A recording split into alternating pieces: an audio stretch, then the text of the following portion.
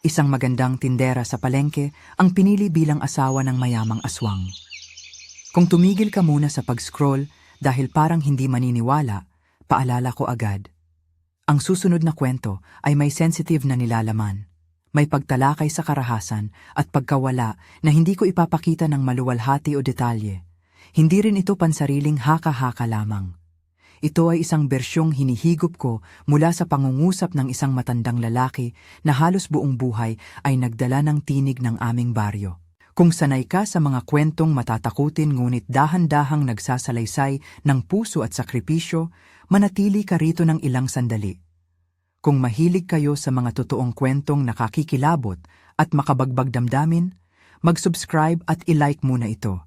Hindi para pilitin kayo maniwala, kundi para makasama ninyo ako sa pagpapanumbalik ng alaala ng mga taong hindi na muling magsasalita para sa kanilang sarili.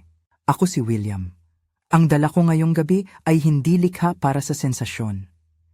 Ito ang ipinasa sa amin ni Lolo Andoy, ang lumaki sa gilid ng palengke, ang palaging may tabing bandana at lasa ng asin sa mga palad dahil sa maraming taon ng paghahawak ng isda. Sinabi niya ito ng tahimik, parang nagbubunyi at nagluluksa ng sabay. Tungkol kay Lola Maricel, ang batang napakaganda, ang panganay na nagbitiw ng sarili niyang pangarap para sa pamilya, at ang lalaking dumating na mayaman, mabango, at ang huling lihim ay mas malalim kaysa sa itim na dagat. Nasa amin ang kwento sa paraang ipinasa. Unang sabihin ang pangyayari. Pagkatapos ang detalyeng nagpatibay sa paniniwala ng buong baryo. Kaya magsimula tayo mula sa simula. Sa amoy, sa mga ingay, at sa maliit na sakripisyo ng isang pamilya. Si Maricel ay hindi palamuti sa ating baryo. Siya'y hinango ng kapalaran mula sa mababang silong ng bahay namin, kung saan ang mga kahon ng yero at singaw mula sa lutuong isda ay ginagawang una ng pagod. Ang nanay niya ay matagal nang may sakit. Palagi ang ginugugol ang maliit na kita sa gamot at panggagamot. Dahil doon, bilang panganay, nagpasya si Maricel na iwan ang pag-aaral at kumita na para may makain sa bahay. Maagang gumigising, dala ang aming pinakamatibay na sako at naglalakad papuntang palengke habang umiikot ang mga umaangal na jeep at bangkaw ng mga tindera. Kung nakapunta ka na sa palengke ng umaga, malalaman mo ang musika ng mga tumitibok na puso, palitan ng tawad, tawag ng tindera, pagaspas ng plastik, at lalo na ang amoy ng sariwang isda na hinaluan ng maitim na luha ng lumang dagat. Doon naging sikat si Maricel sa simpleng paraan. Totoo siya sa kanyang ngiti, may tapang sa pagbite sa kaniyang sariwang palda kapag tirik ang araw, at may matalim na mata tuwing may masamang panahon. Nang mga araw na iyon, madalas siyang may kausap na matandang lalaki na nakaupo sa bangko, si Lolo Andoy, na laging may kwento at tsismis sa bibig. Minsan, habang nag-aayos siya ng isda, nahuli ko ang isa niyang paghinga na parang humihinto ang mundo at nag-iisip ng ibang buhay. Sana may makapagtapos ako, bulong niya sa sarili. Hindi alam na maririnig siya ng isang lalaki na madalas bumili ng isda niya tuwing umaga. Ang lalaking iyon, si Brando, ay may mga mata na parang may lihim na umuukit ng sarili sa dilim. Hindi pa man sila mag-usap ng malalim, nakita ko ang paraan ng pagtingin niya. Hindi tulad ng iba, hindi mapaglaro o mapagsamantala. Parang may manok na naglalakas loob sa di inaasahang pag-ulan, tahimik pero matibay. Ang pamilya ni Maricel ay maliit lang. Isang ina na palaging may kumot sa balikat, ang masamang pagkakasakit na hindi nagpapahinga, at isang ama na maraming gabi ang pagod dahil sa pag-aayos ng mga kahon at pagkarga ng yelo. Lahat ng problema nila ay ginagawang maliit ng isang bagay. Pagod na takot na mawalan ng ganang lumaban. Kaya nang sinabi ni Maricel na hindi na siya magpapatuloy sa pag-aaral, hindi ito sa pilitan. Ito ay sakripisyo. Siya ang nag-alalay para hindi mag-utom ang kanyang mga kapatid. Kung tatanghaling kwento, hindi niya ipinagbibilang ang sarili bilang bayani. Siya lamang ay isang anak na may kamay na pinuno ng mga pangakong hindi natupad. Ang unang gabi ng kakaibang pangyayari ay hindi dramatiko sa hitsura. Ngunit ang tunog ng gabi ang nagdala ng takot. Naaalala ni Lolo Andoy ang eksaktong oras, bandang hating gabi, na parang hininga ng hangin ang nagliliparan sa bubong. May nakita kaming anino sa bintana, sabi niya sa akin, at ang pagtanda ng kanyang mga mata ay naglambing. Si Maricel, na nakaupo sa gilid ng kama para bantayan ang ina, ang unang nakakita. Sa bintana ng maliit nilang silid, may silweta ng isang tao, o para bang tao, pero hindi ganap. Ang dibdib niya ay parang huminto, at ang mundo ay tahimik sa loob ng loob. Walang malalaking pag-awit o demonyo na sumigaw. Ang kilos ng lahat ay marahan, halos hindi nila mapaniwala. Kinilos nila ang mga simpleng kagamitan, asin mula sa sisidlan, walis tambo na pinatuyo, at ang lumang krus na ipinitas mula sa Diyos-Diyosan ng kapitbahay. Asin at walis, sabi ng mga matatanda, hindi ito bagay na nilalaro. Pinatong nila ang asin sa paanan ng bintana at inihampas ang walis habang ang anino ay kumawala. Tumalon ito at parang naputol ang hininga niya. Lumayo, naglaho sa kalsada at sa simoy ng gabi. Para sa kanila, iyon ang katiyakan na may kakaiba sa labas ng kanilang pintuan. Ngunit ang unang gabi na iyon ay parang pagturok lamang ng maliit na sipol papunta sa isang bagyong darating. Sa sumunod na linggo, ilang kapitbahay ang nagulat ng matatanggal na amoy na kalilitong umuusbong sa daan. Hindi lamang amoy ng pagkaluma, kundi tila may iba pang halimuyak na hindi nila maituturing. Ang mga tao ay nagsimulang mag-lock ng kanilang mga pintuan ng maaga. May ilan na nagsabi na nakita nila ang mga aso na biglang nabulunan at umatras. May bahagi rito ng baryo na hindi na magkasama ang takot at ngiti. Doon lumitaw si Brando sa kwento ni na Maricel. Hindi siya agad inakala na may malaking papel. Unang pagtingin ay isang suki lamang sa palengke. Dumating siya tuwing umaga, bumili ng isda, nagbabayad ng tama, at palaging may dagdag na barya para kay Maricel. May mga pagkakataon na nagpakita siya ng pagiging maasikaso, tinutulong siyang magdala ng bayong, pinapawi ng kumot ang malamig na kamay niya kapag umuulan. Sa simula, ang mga kilos na iyon ay parang mga bituin sa madilim na kwarto, liwanag na hindi inaasahan. Ang courtship nila ay hindi marangya.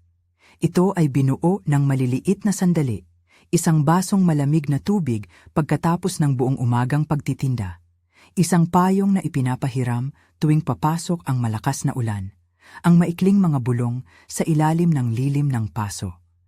Sa isang gabi, tinulungan ni Brando ang magkakapatid na magihaw ng isda sa gilid ng kalsada. Ang lasa niyan, sabi niya, parang bahay. Nangamba ang puso ni Maricel, hindi dahil sa biglaang pagmamahal, kundi dahil sa takot na mawala ng bagong pagkakaibigan. Hindi siya sanay na magkaroon ng isa pang taong magdudulot sa kanya ng pag-asa. Dahan-dahan, nagbukas ang mundo ni Maricel sa mga plano. Simple, tahimik, mga panaginip na pwedeng abutin kapag may kaunting kapalaran. May pag-uusap tungkol sa paglipat, sa maliit na bahay na may hagdan ng bato na di pa nila kayang bilhin. Mga pangako na hindi kailangang maging nagsalaysay ng kayamanan. Magtitipid tayo, sabay ngiti ni Brando. Sa paningin ni Lolo Andoy, umiiba ang bagong lalaki. May kalmadong dating at kilos na hindi magulo, parang pulso ng ilog na hindi nagmamadali. Ngunit sa gitna ng pag-aararo ng bagong relasyong iyon, may mga maliliit na bagay na hindi madaling ipaliwanag.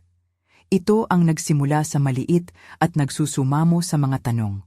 Isang amoy na hindi kabisado, isang sapatos na nangtingala na parang may bahid ng dugo, ngunit hindi malinaw kung kailan. Kung minsan, may kakaibang tunog sa bahay ni Brando tuwing gabi. Parang may pag-ikot ng bakal, mga hakbang na hindi pantay, at isang pintuan na laging nakalock sa pinakailalim ng bahay. Mabango ang bahay nila, sabi ng mga tao, pero may bahid na hindi mo masabi kung ano. Ang mga komento nila ay bulong lamang, isinasaing ng takot. Sino ang lalaking iyon at bakit siya namimili sa palengke kung hindi man siya pamilyar sa realidad ng mga tindahan? Pagkalipas ng ilang linggo, inimbitahan ni Brando si Maricel sa kanilang bahay para sa isang maliit na salo-salo bilang pasasalamat. Ang bahay nila ay malaki para sa aming karaniwan. May pinta, maraming kurtina, at mga bintanang nagpapakita ng maliwanag na salamin. Dito unang nakita ni Maricel ang ama ni Brando, si Don Narciso. Ang unang tingin sa matandang lalaki ay nagdulot ng kakaibang sindak. Siya ay may presensya na agad namang lumalayo kahit hindi sinasabi ang anumang masama. Magdalena ang hitsura niya sa damit, may siglas ang ngiti na hindi naman umaabot sa mga mata. Ang mga salita niya ay pulido at maingat, nakakabighani sa panlabas. Kasama rin ng ama ang isang matandang babae na tinatawag nilang Manang Lucinda. Isang housekeeper na bulag, ngunit may tinig at galaw na puno ng pagkilos. Siya ang nag-alaga sa bahay at siya rin ang nag-aasikaso ng maliliit na gawain. Sa unang tingin, makikitang may pagkaiba sa katauhan ni Manang Lucinda. Ang kaniyang pagbaliktad sa mundo dahil sa pagkabulag ay may daladalang tahimik na lakas. Ang mukha niya ay may marka ng mga taon ng pagdurusa. Ngunit may isang bagay na parang taglay na liwanag. Ang mga kamay niya ay laging malumanay. Naghahanda si Manang, madalas niyang sabihin, at kahit hindi makita, alam niyang may pananagutan siya sa tahanan. Sa hapagkainan, nagkaroon ng mga sandaling parang sinulid ng pulso ang pag-uusap. Tungkol sa palengke, sa presyo ng palay, sa kung paano sinusukat ang buhay ng tao sa liit na barya. Si Don Narciso ay nagbiro ng maayos. May paminsang pangangatwiran na sobrang malalim na nagiging mahirap sundan. Subalit may ilang bagay na hindi na pag-uusapan. Ang malalalim na pintong nakalock, ang isang bodega na hindi pinupuntahan ng karamihan, at ang isang silid sa ilalim ng bahay na hindi pinapapasok sa bisita. Kung ako ang susubaybay sa mga tagpo, mararamdaman mong may malaking piraso ng laruan na nawawala sa mga kwentong iyon. Pag-uwi ni Maricel, ibang-iba ang kanya. May ngiti siya, ngunit may pagkakabigla na hindi nakikita ng iba. Ang kanyang mga mata ay lumiliwanag kapag naaalala si Brando, na parang may nahanap siyang tahanan sa isang lugar na hindi niya inaasahan. Ngunit sa gabi, kapag natatapos na ang mga tunog ng alarma at tambol ng fiesta, pumapasok sa isip niya ang mga maliliit na bagay na nagpapagulo ng panibagong tanong. Bakit may kakaibang bahid sa sapatos ni Brando? Saan nanggaling ang mapait na amoy na minsan niya naramdaman sa bintana ng kotse? Bakit ang mga kalokohan sa paligid ng bahay nila ay laging may sariling liwanag na hindi pumapailan lang?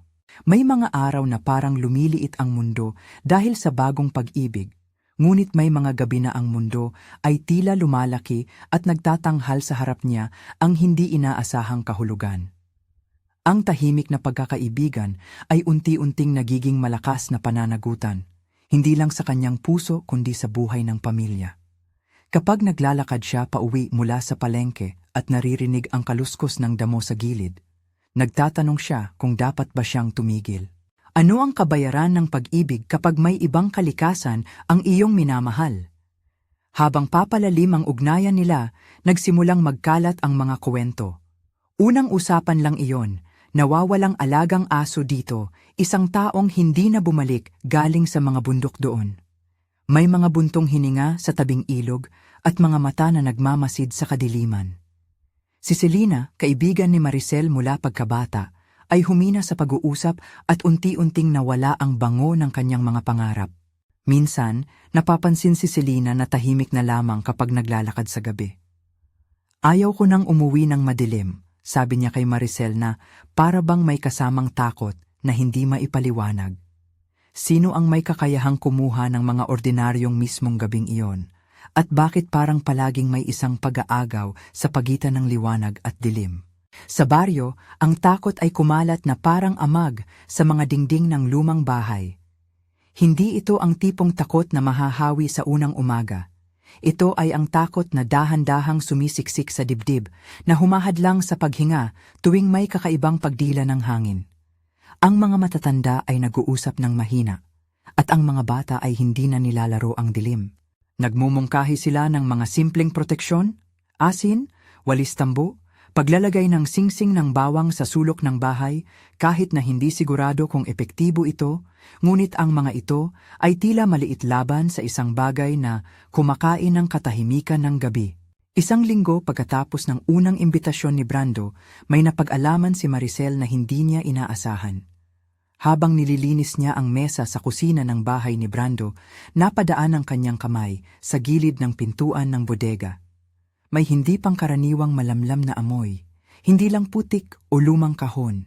May bahid ng pagkabulok na parang nagtagal ng maraming buwan. Nanginginig ang palad niya habang hinila ang hawakan. Biglang napasubsob ang kanyang buong katawan. May nakapirming kandado at sa ilalim nito parang may sinasabing, "Huwag pumasok." Parang may gustong itago, naisip ni Maricel. Naglakbay ang isip niya sa pinag-ugatan ng mga sagot. Sino ang nagbabangon ng mga lihim na hindi natin dapat malaman? Ngunit bago pa man niya masagot ang sarili, may pagpapakilos sa loob ng bahay.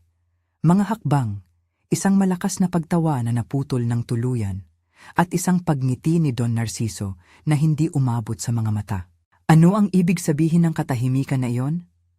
Ano ang gaya ng bawat katanungan kapag ang bawat sagot ay tila sumasayaw sa mga anino ng gabi? Hindi pa iyon ang dulo, ngunit naroon sa simpleng galaw ng hindi inaasahang amoy at nakalak na pinto, sinimulan namin ang tunay na pag-alam na ang mga lihim sa likod ng pader ay hindi lamang maipapahid ng walis, at ang pag-ibig ni Maricel ay unti-unting sinubok ng isang bagay na mas matanda at mas gutom kaysa sa anumang karaniwang tao. At habang nagbabalik siya pa uwi, dala ang isang maliit na supot ng isda at ang bigat ng bagong pag-asa, hindi niya alam na ang bawat hakbang niya ay papalapit sa hangganan na hahatiin ang kanyang buhay bago at pagkatapos ng gabi. Ang mga araw na sumunod ay parang tahimik na paglubog ng araw bago bumagsak ang bagyo. Nawawala na si Selina. Unang lumutang ang balita sa palengke nang hindi man lang ito maipaliwanag. Hindi na siya nakauwi isang gabi at ang kanyang umaga ay naglaho na parang usok. May mga nagsabing nakita nila siyang naglalakad pa uwi, may dalang maliit na supot ng binalot. May nagsabing huli na silang may nagdidilaan sa gilid ng daan at parang may isang lalaking nagmamasid. Ngunit wala ring malinaw na pagkakasunod-sunod. Ang mga piraso ay hindi tumutugma. Si Maricel ang una kong nakita na laki ng takot sa mukha. Hindi siya umiiyak ng lantaran. Ang takot niya ay tahimik at mabigat. Nagtanong ako sa kanya habang nag-aayos siya ng isda. Unang inis, nauubos na ang salita. Bakit di niya sinasagot ang mga mensahe? Sabi niya ng halos bulong. Bakit siya hindi nagpakita? Nagkakaroon siya ng pagkabahala na hindi makatarungan para sa isang simpleng pagkawala. Parang may marahas na puwersa na pumipigil sa katahimikan para makakuha ng sagot. Sa baryo, nagsimulang dumami ang mga nawalang tao. Unang mga alagang hayop, pagkatapos ay mga naliligaw na mangingisdang hindi na nakabalik mula sa hapon, at kalaunan, bago magtagal, mga hindi na nakauwi. Ang mga usapan ay nagiging panlulumon. Tingnan ninyo, may bakas ng sapatos na nagtatapos sa semento ng ilog. May nakita akong tela na parang pambalot ng pagkain sa gubat. Ang mga matatanda ay nagsimulang magtipon sa saglit na pagsalubong ng umaga, nag-uusap ng mababa at may mga mata na pangingisay ng takot. Hindi nila ito inihahanda sa mga bata, sinisikap nilang itago ang pag-aalala para sa mga lumalambot na puso. Si Maricel, bagamat natatakot, ay hindi natigil sa pagtatanong. Hindi dahil sa katapangan lamang, kundi dahil sa isang bagay na higit pa, ang paggising ng responsibilidad. Alam niya na kung hindi siya kikilos, baka maging isa sa mga nawawala ang sinuman sa kanila. May mga sandaling hinahamon niya ang sarili, naglalakad sa madilim na daan, sinusuri ang mga bakuran ng kapitbahay, nag-iingat sa tahimik na mga tunog ng gabi. Sa kanyang isip ay laging bumabalik ang amoy mula sa bodega ni Brando. Ang amoy na iyon ang nag-iwan ng tuyong panlasa sa lalamunan niya. Isang gabi, habang nag-aayos siya ng natitirang isda sa kanilang tindahan, napatingin siya sa kanyang bulsa at natagpuan ang maliit na hikaw ni Selina na hindi na niya naaalala kung kailan ito nawala. Napuno ang kaniyang dibdib ng masamang pagkaalam. Hindi siya nakatulog ng maayos. Sa halip, pinili niyang pumunta sa bahay ni Brando. Pagkatapos ng hating gabi, may daladalang ilawan at isang payong, tulad ng mga simpleng bagay na karaniwan nilang ginagawa ng magkabilang panig noon. Pero ngayon, ang pagpapakita niyang iyon ay may ibang tunog. May lakas ng loob na nagmumula sa pagkabahala. Nang makarating siya sa malawak na pintuan ng bahay ni Brando, nagdilim ang mundo sa isang kakaibang paraan. Ang ilaw sa labas ay malabo. Ang mga kurtina ay nakahataw na parang nagtatanggol sa loob. May isang bintana sa ilalim, may hangin na tila nagmumula sa lungkot, at doon niya napansin ang kakaibang bakas sa lupa. Parang may tinanggal na lupa, parang may ibinaba na bagay. Napatingin siya sa nakalak na bodega at hindi maalis sa isip niya ang tanong, ano ang tinatago roon? Hindi siya nag-isang nagtataka. May mga kapitbahay na araw-araw ding nangingimagas. Ngunit iilan lamang ang may lakas ng loob na gumawa ng anumang mapanuring kilos. Si Brando, sa kanyang kasimplehan, ay nagiging dahilan kung bakit hindi agad pinagdududahan ang bahay. Matahimik siyang bumibili, matulungin, mahinahon. Mahirap isipin na ang kanyang mundo ay nasasakop ng napakadilim na lihim. Ngunit ang mga palatandaan ay hindi nagsisinungaling. Ang amoy, ang sapatos, ang bahagyang kakaibang pag-uugali ng mga hayop sa bakuran nila. Isang gabi na ang buwan ay manipis at madilim, nagpasya si Maricel na papasukin ang bodega. Hindi ito isang bagay na ginawa niya ng pabigla. Ito ay bunga ng maraming walang katulad na pag-iisip. May dala siyang isang maliit na kutsilyo panggupit para sa isda at isang flashlight na halos hindi na makapangyari. Kumalma ang mga kamay niya bago niya iliko ang susi na kanyang pinulot mula sa upuan sa paso. Ang kandado ay nanginig sa kanyang kamay habang inaalog niya at sa isang iglap, naputol ang hangin at nagkaroon ng maliit na batayang liwanag mula sa loob. Hindi ko ilalarawan ang nakita niya ng detalyado. Wala rito ang paglalantad ng bawat malupit na eksena. Ngunit ang nilalaman ng bodega ay sapat upang magbago ang tono ng kanyang mundo magpakailanman. May mga nakabalot na bagay na kasama ang mga damit at supot. May mga patak na nagdala ng kakaibang amoy. May mga kahon na puno ng mga lihim. May mga palatandaan na hindi lamang naglaho mula sa kanilang mga lugar. At higit sa lahat, may isang maliit na piraso ng isang kwintas hawak na ngayon ng kamay ni Maricel na alam niyang pagmamay-ari ni Selina. Nang maramdaman ni Maricel na siya ay natrap, may tunog ng pag-ikot ng susi. Narinig niya ang mabigat na binti ni Don Narciso sa itaas ng hagdan. Ang kanyang boses, malamig at mapilit, ay dumampi sa likod ng silid. Huwag kang mag-alala, ang sabi ni Don Narciso na may ngiting hindi umaabot sa mata. Kunin lang natin ang ayos ng bahay. Ngunit ang kanyang mga salita ay puno ng kasinungalingan. Hindi ito simpleng pag-aayos. Ang halimuyak sa hangin ay patuloy na nagbubulalas ng malalim na pangamba. Pinigil ni Don Narciso ang pinto at nagtataka si Maricel kung paano siya nakalabas. Inilagay siya sa isang sulok, hinihimas ang kanyang mga kamay at naramdaman niya ang kalakip ng pag-aatubili. Nakita niya sa dilim ang mga anino ng mga bagay na hindi madalas pang pag-usapan sa araw. Sa salitang malumanay, sinubukan ni Don Narciso na lumikha ng isang pakikipag-usap. Nagtanong, nagbiro, ngunit ang bawat biro ay may nakatagong hugis. Nagkulong siya ng mga pinto nang walang alinlangan at tinanggal ang anumang ilaw na makasasagip sa katotohanan. Sa gilid na iyon ng kwento, mahalagang sabihin na hindi naging bukas ang takbo ng sinasabi ng ama ni Brando. Nagkaroon ng kalituhan sa pagitan ng pag-uusap at pagkilos. Ngunit ang mahalaga ay ang tingin ni Maricel sa kanya. Ang paghuhusga ng isang tao na ayon sa mukha ay maaring magtago ng kasamaan. Tumulo ang luha ni Maricel nang maramdaman niyang parang naghahanda ang mundo na sirain ang isang bahagi ng kanyang pagkatao. Tumayo siya at lumalaban na hindi dahil sa lakas, kundi dahil sa pag-ibig at pag-asa na may taong tutulong. At doon, sa gitna ng katahimikan at takot, lumitaw si Brando. Hindi sa paraan na inaasahan ng marami. Hindi siya sumipa ng pinto o sumigaw ng magaspang. Dahan-dahan siyang pumasok, dala ang isang ilaw at may mga kamay na nanginginig. Ang kaniyang mga mata ay may luha ngunit may determinasyon. Maricel, ang sabi niya. Lumabas ka. May ganitong katahimikan bago ang unos, at ang tinig na iyon ay kumikislap ng isang uri ng paninindigan. Hindi umiwas ang ulo niya sa kanyang ama. Hindi siya tumigil ng magkaladkad.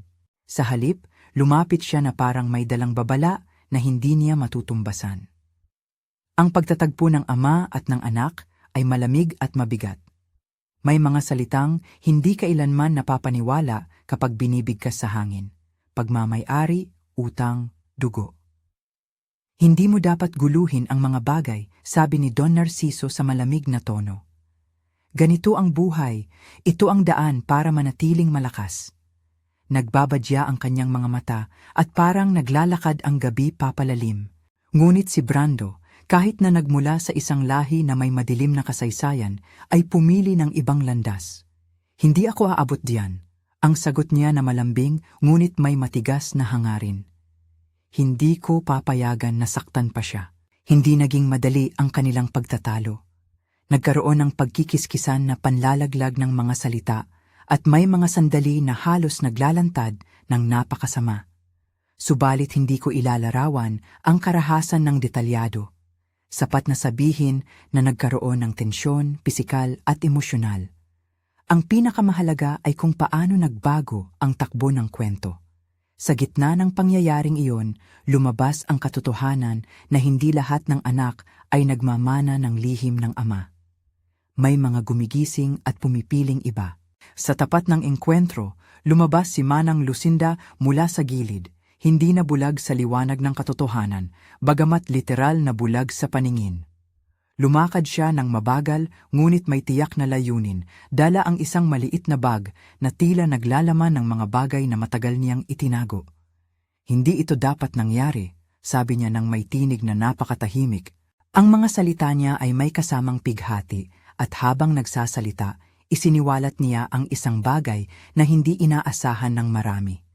Siya ay may nakagisnan sa loob ng maraming taon at alam ang ilan sa mga nangyari sa loob ng bodega. Siya ay may kalagayang lumaki sa loob ng tahanan.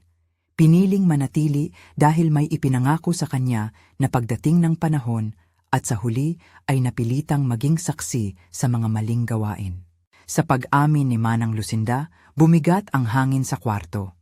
Sinabi niya kung paano nagkaroon ng pagpipilit sa kanya na manatili, kung paano siya pinatahimik at kung paano siya nagtiis ng mga bagay hindi para sa sarili kundi para sa isang pag-asang maprotektahan ang iba sa labas. Ipinahayag niya nang tahimik na siya ang tunay na ina ni Brando na sa kabataan pa lamang ay nawala ang kanyang paningin dahil sa isang karahasan. Inalagaan siya ni Don Narciso at inani ang anak. Ngunit ang katotohanan ay hindi kasing ganda ng mga salita.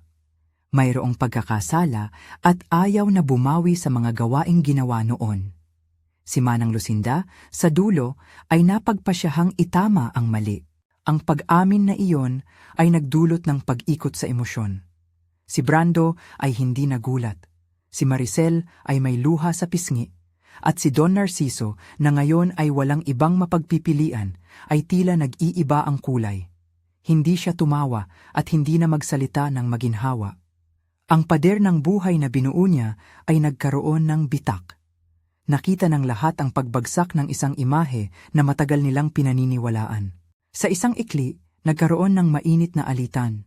May mga bagay na sinabi na hindi pinalampas.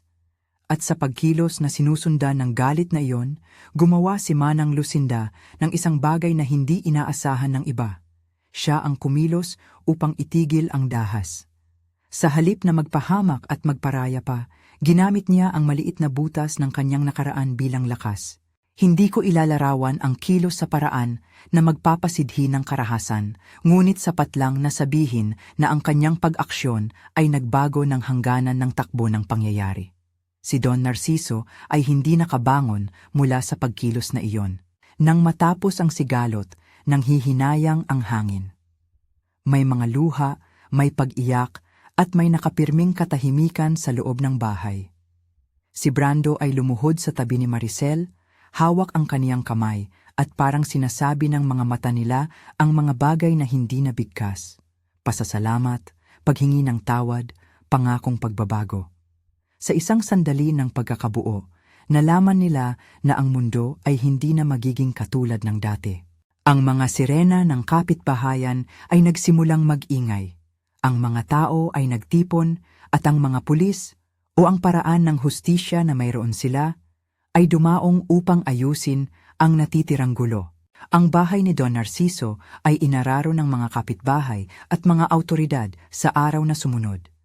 May mga dala-dalang sako at may mga maingat na kamay na naglilinis at nag-aayos ng mga labi ng isang bagay na hindi kailanman dapat nilang makita. Nag-ayos sila ng ritual ng panghihinagpis. May mga awitin, may mga panalangin, at may mga rosaryo na pinipiga ng mga kamay na nanginginig.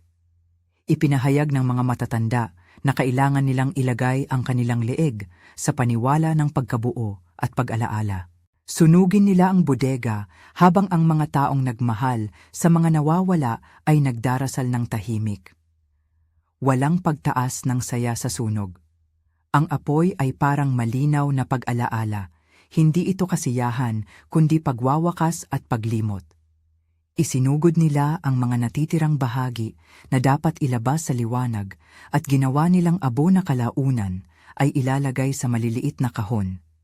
Isang paraan, sabi nila, ng pagbalik ng katahimikan. Ang mga biktima ay hindi na muling binigkas ang kanilang mga ngalan bilang mga kaluluwa lamang. Iniahon sila ng tala ng kanilang mga alaala. Mga tsinelas, isang hikaw, isang pirasong damit, maliit at banal na mga bakas ng buhay na nawala. Pagkatapos ng mga araw ng paghahanda at paglalim ng sugat, nangyari ang isang kakaibang pangyayari sa gitna ng sakit. Nagpasya si Brando at si Maricel na ikasal. Hindi ito isang malakihang pistahan. Hindi rin ito pagbibigay daan sa kasiyahan. Ito ay isang tahimik at simpleng pangako sa ilalim ng payapang lilim ng isang maliit na simbahan sa bayan. Ang ilang mga kapitbahay at ilang lumang kaibigan lamang ang sumaksi.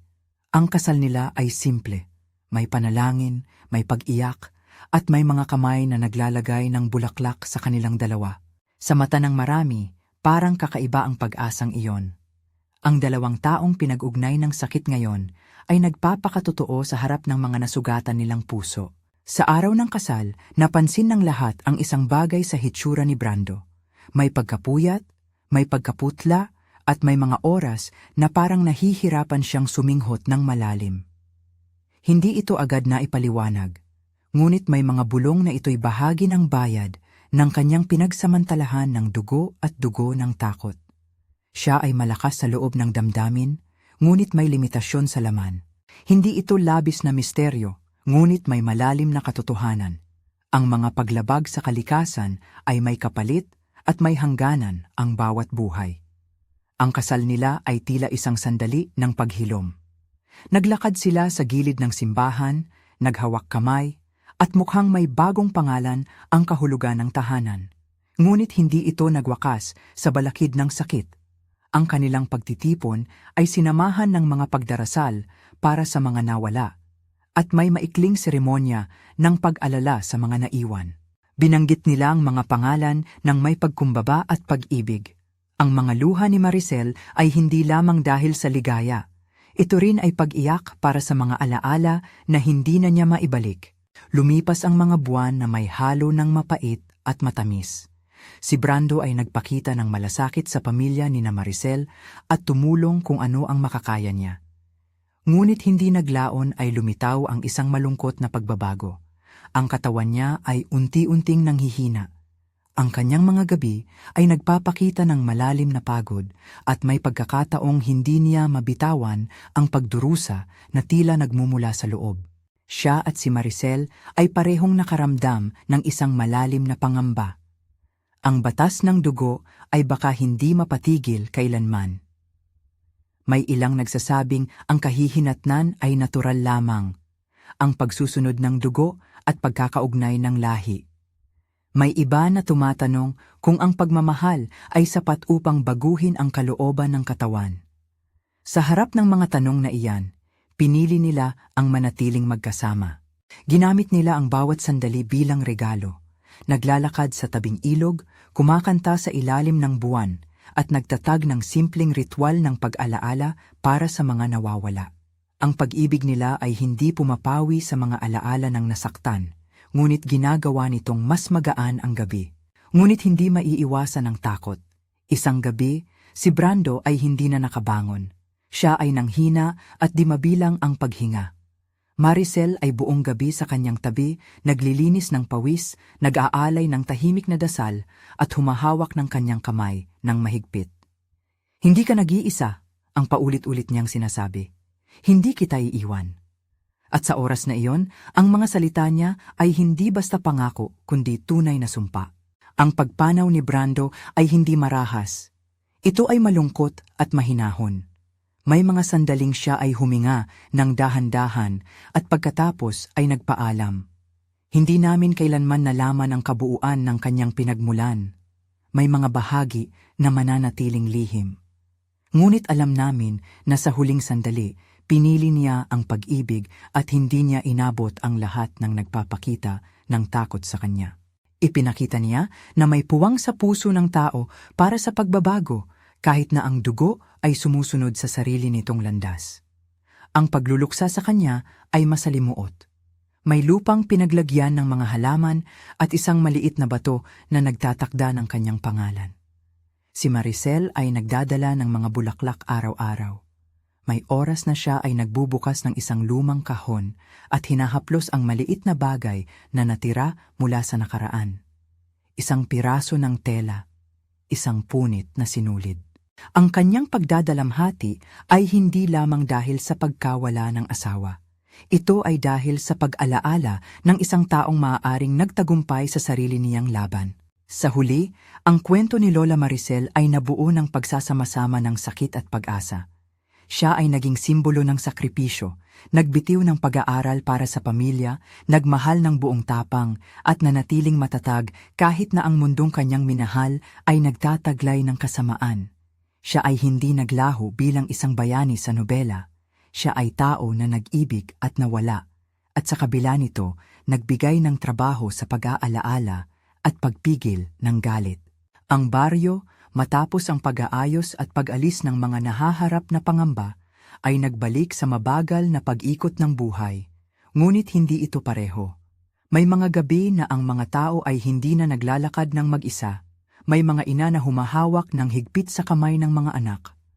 May mga tindera na naglalagay ng asin hindi dahil naniniwala sila dito bilang gamot, kundi bilang tanda na sila ay patuloy na magbabantay. Ang mga usapan tungkol sa aswang ay hindi na lamang alamat kundi alaala ng isang sunog na nagwawasak at muling nagtatayo. Sa huli, ano ang dapat nating dalhin mula sa kwento ni Lola Maricel at ng pagpili niyang magpakasal sa isang lalaking nagmula sa dilim? Marahil ang pinakamahalagang aral ay hindi ang misteryo, hindi ang takot, kundi ang maliit na bagay na paulit-ulit na binanggit ng mga matatanda. Ang pag-ibig at pag-aalaga ay may kapangyarihan, ngunit hindi nito pinapawi ang lahat ng sugat. Ang katapangan ay hindi kawalan ng takot, kundi ang pagpiling kumilos sa kabila nito. May mga pagkakataong kailangang magpaalam at mag-alay ng panalangin para sa mga hindi na natin makakapiling. Sa aming baryo, nagtipon kami isang gabi para magdasal sa piling ng abo. Hindi para punahin ang sinuman, kundi para alalahanin ang mga mukha na nawala. May nagdala ng kandila at may nagdala ng tahimik na awit. Ipinahayag ni Lolo Andoy ang ilang salita na tila galing sa dalangin ng buong lugar. Hindi natin makakalimot, hindi natin dapat kalimutan. Ang pag-aalaga at pagpapaalala ay bahagi ng ating buhay. May katotohanan sa mga salitang iyon. At sa gitna ng pagluha ay may pakiramdam ng pagpanumbalik. Ngayon, kapag ipinapasa ko ang kwentong ito, hindi ko ito ginagawa para sa pansiwelahan o pansensasyonal na pagkakamit ng pansin. Ginagawa ko ito upang maalala at igalang. Si Lola Maricel ay isang tao na nagmahal ng buong puso at nagbayad sa pinakamahalagang bagay para sa pamilya. Si Brando ay isang kalagayan, hindi lamang isang label na binigay ng mga alamat, na nagpahiwatig na kahit ang pinagmulan ng kadiliman ay pwedeng magpili ng liwanag. At si Don Narciso sa kabila ng lahat ay paalala na may mga gawa na kailangang humarap sa batas at hustisya at hindi dapat pagtakpan. Kung may anumang babala ang kwentong ito ay hindi upang manakot ng walang dahilan. Ito ay paalala. Pakinggan natin ang mga boses sa paligid natin, alagaan natin ang mga nawawala, at huwag hayaang mawala ang garbo at pag-alaala dahil sa takot. Maging maingat tayo sa ating mga desisyon at magkaroon ng puso para sa mga sugatang tao. Bago ako magtapos, isang paalala.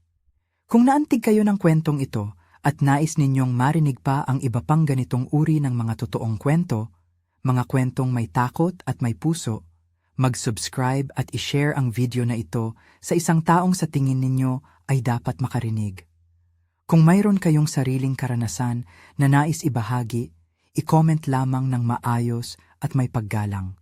Hindi lahat ng kwento ay para sa palabas, pero ang pag-alaala at pagbabahagi ay paraan din ng pagpapagaling. Sa pangalan ng mga nawala, sa pag-ibig ni Maricel at Brando, at sa ginawa ni Manang Lucinda bilang sakripisyo't pag-asa, naway manatili ang alaala. Ako si William at dala ko ang kwentong ito mula sa labi ni Lolo Andoy. Tandaan natin, ang kadiliman ay maaaring kumawala sa maraming anyo, ngunit ang pag-ibig at pag-alaala ang magpapadilim sa itsura ng takot. Maraming salamat sa pakikinig.